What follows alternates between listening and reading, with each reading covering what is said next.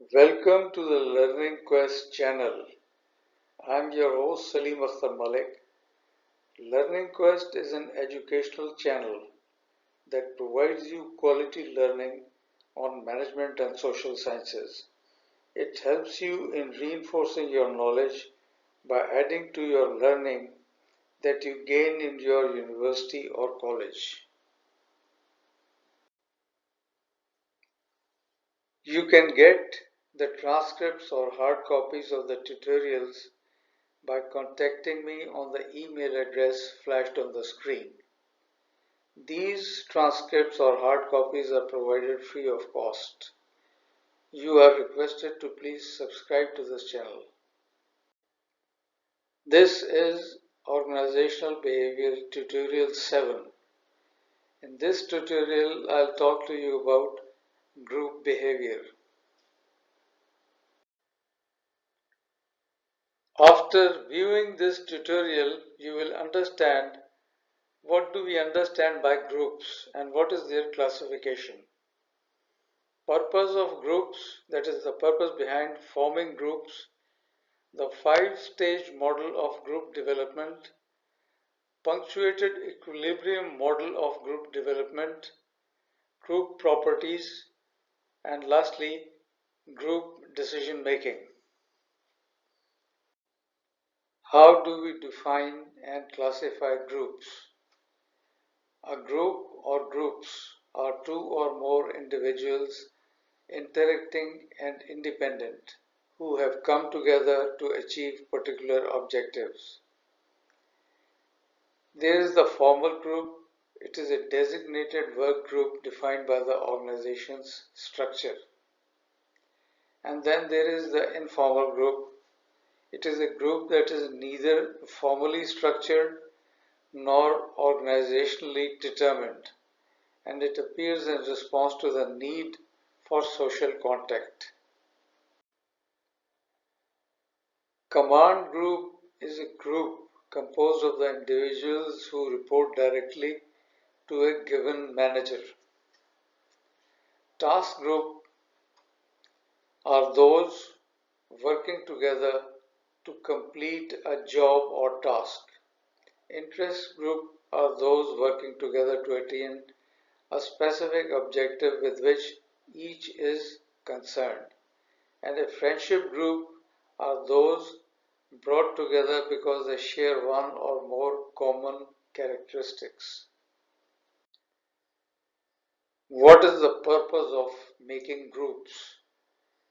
The purpose or purposes are security, status, self-esteem, affiliation, power, and goal achievement. The 5-stage model of group development. There is the forming stage. We start with the group development from the forming stage. It is the first stage in group development characterized by much uncertainty. Then there is the storming stage. It is the second stage in group development characterized by intra-group conflict. That is the conflict between various groups. Then there is the norming stage. This is the third stage in group development characterized by close relationships and cohesiveness.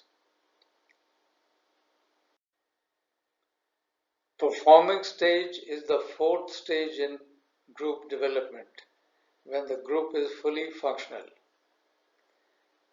Adjourning stage, the final stage in group development for temporary groups characterized by concern with wrapping up activities rather than performance. That was the 5-stage model of group development. We will now talk about punctuated equilibrium model. This is another model.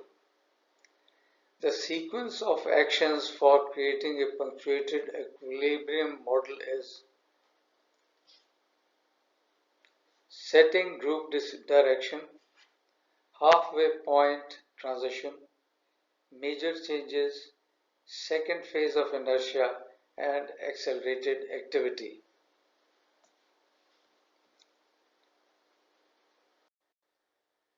Temporary groups under time-constrained deadlines go through transitions between inertia and activity. At the halfway point, they experience an increase in productivity. Group properties are roles, norms, status, size, and cohesiveness. We'll talk about each of them in detail. The first group property is role or roles.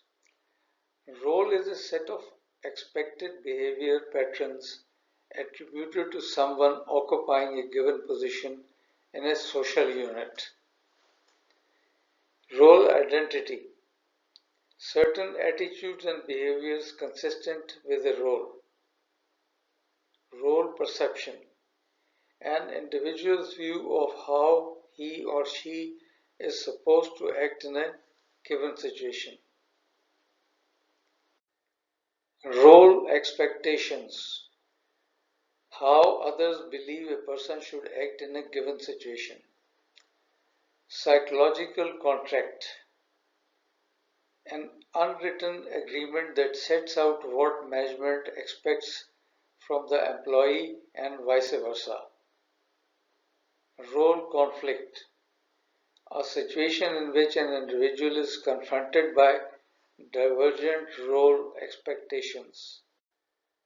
Norms is the second group property. Norm is an acceptable standard of behavior within a group that are shared by the group members. So these are the shared values. Classes of norms are performance norms, appearance norms, social arrangement norms, and allocation of resources norms. Group norms and the Hawthorne studies. A series of studies undertaken by Alton Mayo and Western Electric Company's Hawthorne Works in Chicago between 1924 and 1932. The research conclusions were worker behavior and sentiments were closely related. Group influences, that is norms, were significant in affecting individual behavior. Group standards, again norms, were highly effective in establishing individual worker output. Money was less effective in determining worker output than were group standards, sentiments, and security. We continue with the terms about norms. Conformity, adjusting one's behavior to align with the norms of the group. Reference groups, important groups to which individuals belong or hope to belong and with whose norms individuals are likely to conform. Deviant workplace behavior. Deviation comes from deviant or deviant comes from deviation. Antisocial actions by organizational members that intentionally violate established norms and result in negative consequences for the organization, its members, or both are called deviant workplace behavior. So group norms can influence the presence of deviant behavior. We continue with the group properties. Status is another group property.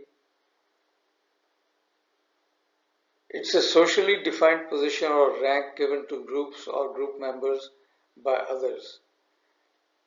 Next is size or social loafing.